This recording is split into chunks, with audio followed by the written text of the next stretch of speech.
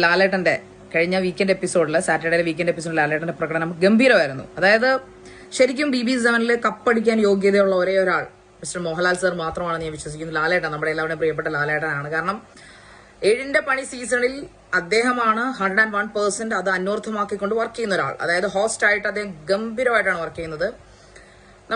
നമുക്കറിയാം, ഇപ്രാവശ്യത്തെ സീസൺ 7 ഒരു കണ്ടസ്റ്റൻസ് ആയിരുന്നു ഞാനും. അതിൽ ഞാൻ മനസ്സിലാക്കിയെടുത്തോളം അവരുടെ ഹോസ്റ്റ് ആയാലും, അതായത് ലാലേട്ടൻ ആയാലും ബിഗ് ബോസ് ആയാലും അതിന്റെ ക്രൂസ് ആയാലും ഏഷ്യനെറ്റ് ആയാലും എല്ലാവരും ഗംഭീരമായിട്ടുള്ള സപ്പോർട്ടും കാര്യങ്ങളും വീട് ഉൾപ്പെടെ നമുക്ക് തന്നിട്ടും അതിൽ പങ്കെടുക്കുന്ന മത്സരാർത്ഥികളിൽ ഒരു 70% ആൾക്കാരും ഗെയിം എന്തെന്നറിയാതെ എന്തിനോ വേണ്ടി തിളയ്ക്കുന്ന സാമ്പാറുകൾ പോലെ വെറും വൃത്തികെട്ട കളികളാണ് അവിടെ കളിച്ചുകൊണ്ടിരിക്കുന്നത്.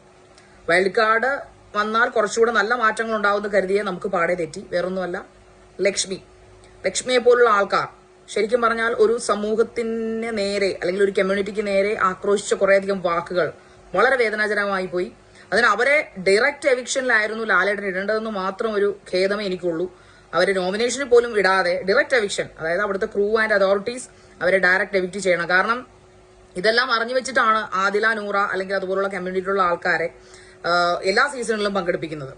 അവരുടെ വ്യക്തിഹത്യക്ക് വേണ്ട ഗെയിം കളിക്കുന്നത് നമ്മൾ പലതരത്തിലുള്ള പല കാസ്റ്റിലുള്ള പല റിലീജിയസ് ആയിട്ടുള്ള പല കമ്മ്യൂണിറ്റിയിലുള്ള ആൾക്കാർ അവിടെ പങ്കെടുക്കുന്നുണ്ട് ആ ഒരു പ്ലാറ്റ്ഫോമിൽ. അത് അവരുടെ വ്യക്തിത്വത്തെ അല്ലെങ്കിൽ അവരുടെ സ്വത്വത്തെ ഹനിച്ചുകൊണ്ട് അല്ലെങ്കിൽ അവരെ അപമാനിച്ചുകൊണ്ടല്ല അവിടെ ഗെയിം കാർഡ് ഇറക്കേണ്ടത്. ആ ഒരു ബേസിക് മര്യാദ പോലും പാലിക്കാത്ത വേദലക്ഷ്മി അവിടെ നിൽക്കാൻ യാതൊരു തരത്തിലുള്ള യോഗ്യതയോ ഉള്ളവളല്ല എന്ന് ജനങ്ങൾ തിരിച്ചറിഞ്ഞിരിക്കുന്നു. അതുപോലെ ഒരു കണ്ടസ്റ്റന്റ് നിലയിൽ ഞാൻ അവള് ആ പെൺകുട്ടി അവിടെ പോകണ്ടാത്ത കണ്ടസ്റ്റന്റ് ഒരാൾ ശാരികയായിരുന്നെന്ന് പറഞ്ഞപ്പോൾ എനിക്ക് അഭിമാനം തോന്നി. ഇന്ന് ഞാൻ അവളാ പറഞ്ഞതിനോട് ലജ്ജിക്കുന്നു. കാരണം ഞാൻ അവിടെ ഉണ്ടായിരുന്നെങ്കിൽ ഞാൻ ഇങ്ങനെ ആയിരിക്കത്തില്ല.